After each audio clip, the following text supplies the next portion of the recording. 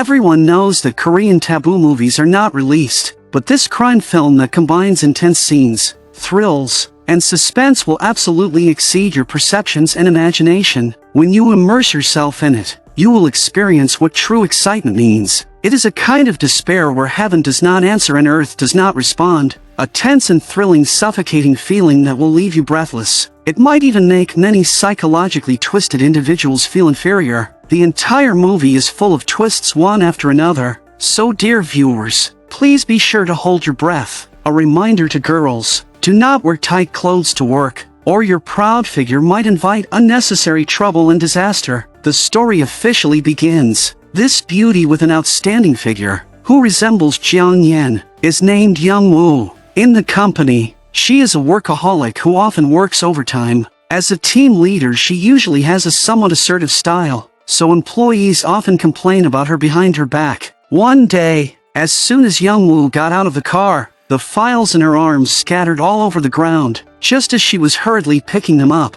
the parking lot security guard came forward to help. He looks harmless and makes people feel quite comfortable. However, a conspiracy targeting Young Woo is quietly beginning. After Young Woo arrived at her desk, her boss immediately came to her, demanding that she compile the report within this week. But this is clearly next year's report. Yet the boss directly said it is an order, with no reason given. The employees nearby had a look of schadenfreude, and Young Woo could only resign herself to it. Although she also wanted to go home early to accompany her daughter, time was tight, so she had to work overtime. The manager suddenly appeared, frightening Young Woo greatly. The boss was clearly drunk, and he naturally placed a hand on Young Woo's shoulder, which made Young Woo very disgusted. She had to make an excuse and go to the cafe, wanting to get away from the boss, but she did not expect the boss to be so audacious, and Young Woo used all her strength to break free. She hurried back to pack her things, preparing to leave immediately, or else she felt she would fall into an abyss of eternal suffering. As she reached the entrance,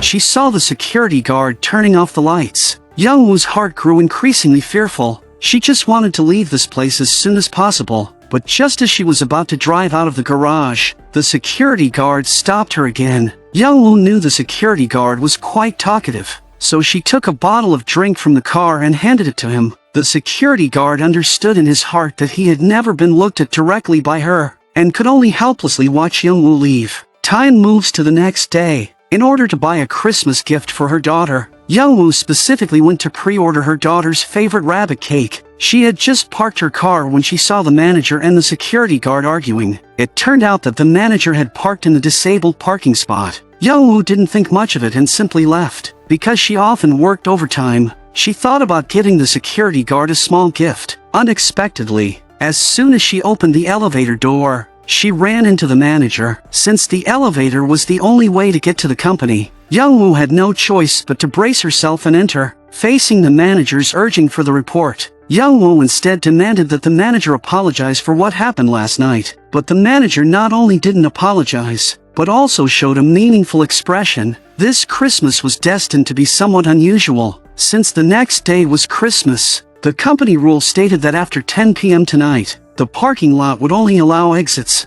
no entries. Young Woo told the employee to organize the documents as soon as possible, but the employee seemed very reluctant. During the lunch break, Young Woo bumped into the security guard and the manager discussing something at the staircase, but she didn't pay much attention to it at the time. It wasn't until she worked late into the night that Young Woo let the employee leave first, which relieved the employee because he still had to celebrate Christmas Eve. Meanwhile, the security guard was inspecting the cameras in the parking lot, and the camera was aimed directly at Young Woo's blue car. The water pipe on the ceiling suddenly burst, and water dripped onto the car. An hour later, as soon as Young Woo entered the parking lot, the door behind her was locked. Unaware, Young Woo continued walking, and the next second, all the lights in the parking lot went out. The sudden darkness sent chills down her spine. She could only use the faint light from her phone to set off the car alarm. Just as she was about to open the car door to go home, she was electrocuted by a fallen wire and collapsed to the ground. When she woke up again,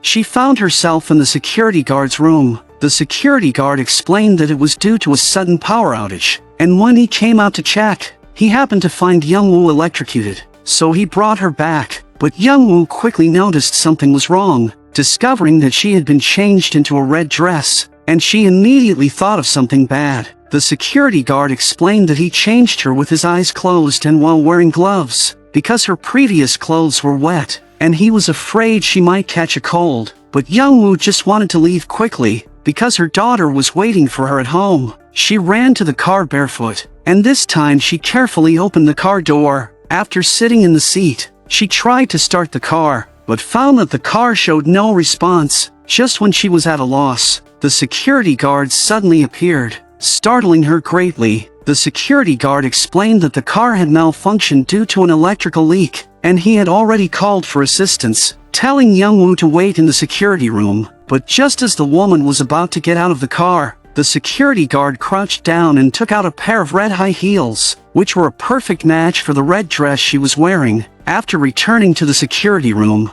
Young-woo found that a candlelit dinner had been prepared inside, which made her feel unbelievable. The security guard also brought out a cake, and Young-woo was instantly stunned, as it was the same one she had wanted to buy for her daughter in the morning. At this moment, an identical cake appeared here, making her feel instantly creeped out. Young-woo didn't dare to stay any longer, but the security guard wanted to take a photo with her as a Christmas gift for himself. 하나, 둘, 셋. 지금 뭐 하시는 거예요? 죄송해요, 제가 무의식적으로. 그래도 이러시면 안 되죠. Young-woo hurriedly took out her phone to call a ride home, and luckily, the security guard did not stop her. As she was leaving, the security guard thoughtfully took off his coat and let Young-woo wear it. This gesture left the woman feeling confused, wondering if she had been too paranoid. But when Young-woo reached the company elevator door, she found it was already locked. At the same time, the security guard turned off the signal jammer. When Young-woo found the parking lot exit, she discovered the gate was tightly locked as well. With no other option, she had to return to the security room to get the keys. The security guard was then closing a small door. Just as Young-woo found the keys and was about to leave, she accidentally knocked over a nearby trash can. To her shock, it was filled with all the items she had used, her forgotten lipstick, the drink she had given to the security guard, and even used tissues were kept inside. Terrified, she only wanted to escape quickly, and as she stood up,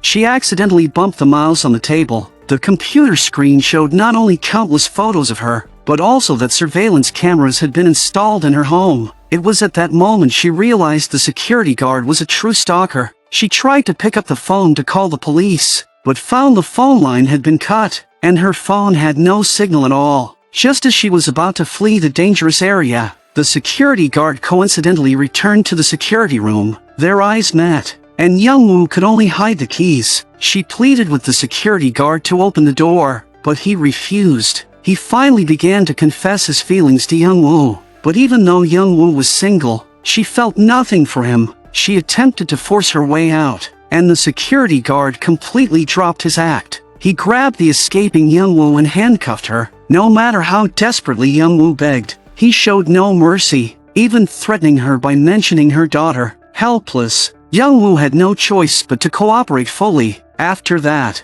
the security guard led the woman to a car, emphasizing he had a surprise for her, and then forced her into the passenger seat. The woman was filled with terror, unsure of what awaited her, and could only continuously beg the security guard to release her. The security guard simply drove in silence, heading to the lowest underground level. The car stopped in front of a large curtain. The security guard pulled back the curtain, revealing two people tied to chairs inside. The bound man was Young-woo's boss who frequently harassed her, and the woman was her subordinate. The security guard declared he would help her get revenge, and he slammed the accelerator, driving straight toward them. The boss was scared beyond reason, and the female employee was so terrified that she lost control of her bladder. This is the Christmas gift for Young-woo. Next, the security guard unlocked the handcuffs and concealed the other end on the car's handle. He stepped out of the vehicle and presented Young-woo with a brutal choice. Only one of them would survive. Young-woo wept hysterically and refused. Not wanting either person to be harmed, the guard grabbed a metal rod and moved toward the leader.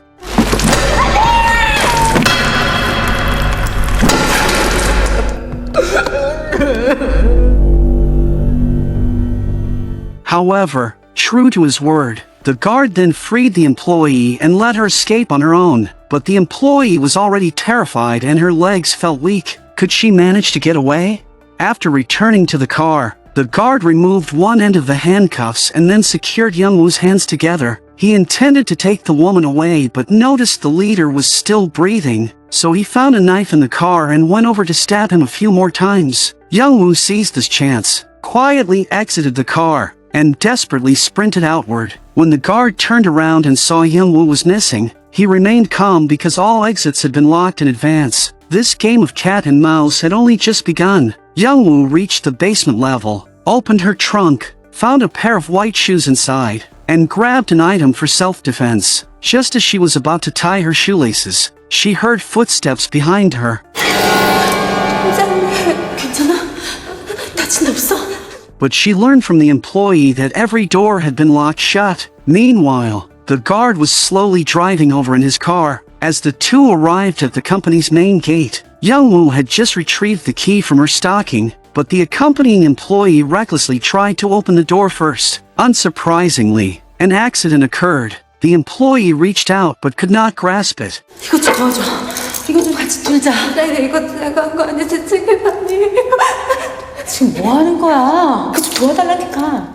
She had to help together, but the manhole cover still would not lift. Youngwoo had to find another way. She used the tool in her hand to strike the gate, but it was ineffective. Unyielding, Youngwoo picked up a fire extinguisher and frantically slammed it against the door, but the glass was high quality and soundproof, and the administrator inside was sleeping deeply. In desperation, they went to the garage exit and shouted for help. But in the middle of the night, who could hear them? To make matters worse, Youngwoo heard the sound of a car and had to lead the employee to find a hiding spot. When Youngwoo found a hidden door and was about to take action, the employee selfishly ducked inside first. With the car approaching closer, Youngwoo cleverly hid behind a pillar. The guard could not locate Youngwoo, so he began operating the surveillance system. But Youngwoo used the intervals when the cameras turned to skillfully avoid detection. She quickly found a freight elevator and felt a sense of relief after entering. Just as the elevator was slowly ascending, it suddenly malfunctioned. Youngwoo dialed the emergency number, but terrifyingly, the voice from the receiver was the guard's, frightening her immensely. The guard also saw his idol on the monitor and kept saying that everything he did was to please Youngwoo. He controlled the elevator to descend, and Youngwoo quickly used her tool and shoes to jam the elevator. Then she forcefully smashed the camera. This surprised the guard a little, and just as he was helpless, he noticed something unusual on the surveillance. It turned out that the employee had emerged, giving the guard a new opportunity, while Youngwoo was anxiously waiting in the elevator. 진짜 나한테 원하는 게 뭐예요? 그냥 밥 한 끼 먹자는 거잖아요. 그럼 정말 끝이에요. In desperation, Youngwoo had no choice but to agree to his demand. The guard showed a smug smile. Youngwoo removed the shoes. The elevator began slowly descending, and the guard was already waiting downstairs. Youngwoo returned to the starting point, the security room. After learning the guard had released the employee, Youngwoo also desperately wanted to escape, so she began using her feminine wiles. First having the guard unlock the handcuffs, then asking for her bag back under the pretext of touching up her makeup. Next, she had the guard help her apply some ointment. At that moment, Youngwoo took out the pepper spray from her bag and, while the guard was momentarily stunned, sprayed it into his eyes. To be safe, she picked up the fishbowl on the table and slammed it hard onto the guard's head. The guard soon fell completely unconscious. Youngwoo fled in a panic to the garage exit, pulled out her phone, and dialed for rescue. But unfortunately, the signal there was very poor. Even if the call connected, the other person could not hear her clearly. In her haste, the phone fell to the ground, and she tried to reach for it but was always just short. Just as Youngwoo was sinking into despair, the phone's ringing alerted a passerby, making Youngwoo feel as if she had found a lifeline. But at the same time, the security guard regained consciousness. Meanwhile, the man who was clearly drunk answered the phone that Youngwoo had dropped. Youngwoo screamed desperately for help, but the phone suddenly died, leaving her no choice but to beg the man to save her. Just as the man was about to pull out his own phone, he seemed to notice something unusual. 저기 사람 있네. 저 사람한테 도와달라고요.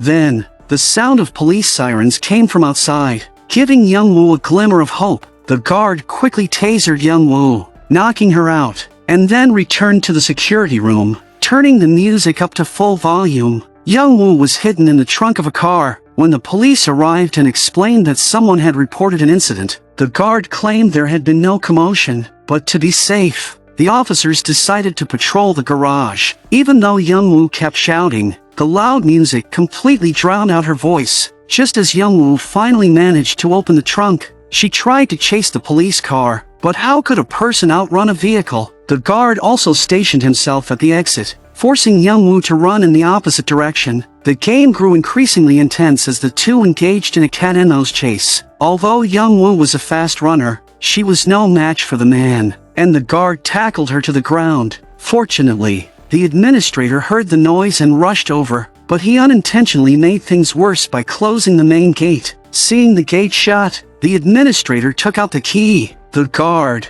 deciding to show no more mercy, attempted to blind Young-woo to prevent her from hiding like a rat. But at the critical moment, the administrator kicked the guard away. After learning from Young-woo that the guard had also committed murder, the administrator tried to give the key to Young-woo, but the guard intervened in time. As the two struggled, the key fell to the ground. The administrator fought to restrain the guard while using his foot to slide the key away. When Young-woo got hold of the key, she immediately rushed toward the garage exit. Just as she was about to unlock the gate, another unexpected incident occurred. A hand suddenly reached out, making Young-woo scream in terror. When she pulled out the key, she saw the person's face. It was the leader, who had somehow survived, leaving Young-woo utterly confused. Terrified by the sight of the leader, Young-woo wasted no time and ran into the distance. The leader, in no hurry, began searching slowly, confident that he held the only key. Young-woo hid behind a pillar, slipped past the leader when he wasn't looking, and ran to her own car. She turned on the headlights to draw the leader's attention, but when he approached, there was no one to be seen. Young-woo had already grabbed a fire hydrant and drenched the leader with a powerful spray. At that moment, an electrical circuit came into contact with water, and the leader was electrocuted, falling unconscious. Suddenly, footsteps echoed from a distance, forcing Young-woo to hide behind the pillar again. When the guard approached the leader, he promptly woke him up. It turned out this had all been a scheme between the two, a plan to allow the guard to win Young-woo's affection through this twisted game. Seeing the leader's violent temper and already consumed by bloodlust, the guard decided to eliminate him once and for all, ending the leader's life. Meanwhile, Young-woo had quietly returned to the security room and found a dagger. With the guard about to return, Young-woo had no choice but to hide, even though the employee's corpse was nearby. Just when the guard thought he had found Young-woo, he discovered the cabinet was empty. Young-woo had emerged from behind him. The guard began closing in step by step, and Young-woo finally stabbed the dagger into his side. But the guard only laughed mockingly, remarking that women could indeed be ruthless. In front of Young-woo, he plunged the dagger into his own neck only to reveal it was a retractable prop knife. Enraged, the guard pinned Young-woo to the ground, determined to destroy her since he couldn't have her. Fortunately, Young-woo managed to grab her high-heeled shoes and struck the guard's head repeatedly, gasping for breath. Young-woo then took the car keys from the security room and went to the garage to find a matching vehicle. When she successfully got into a car and tried to ram the gate, another accident occurred. Young-woo had to shift into reverse, step on the accelerator to back out, and then repeatedly reverse to gain enough momentum. Not to be outdone, the guard positioned himself directly in front of Young-woo's path. Young-woo calmly fastened her seatbelt, then slammed on the accelerator and drove straight toward him.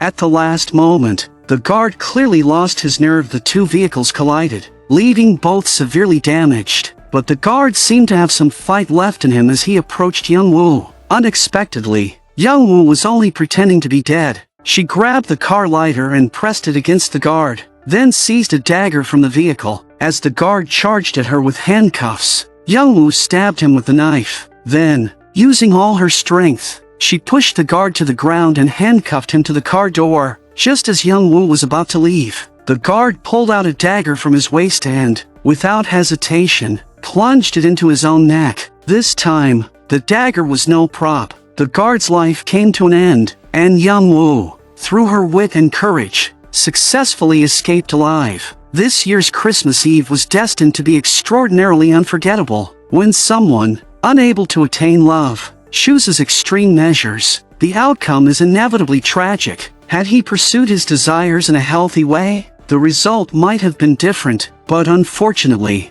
there are no second chances in life. Let us all think carefully before we act, and consider the consequences of our choices.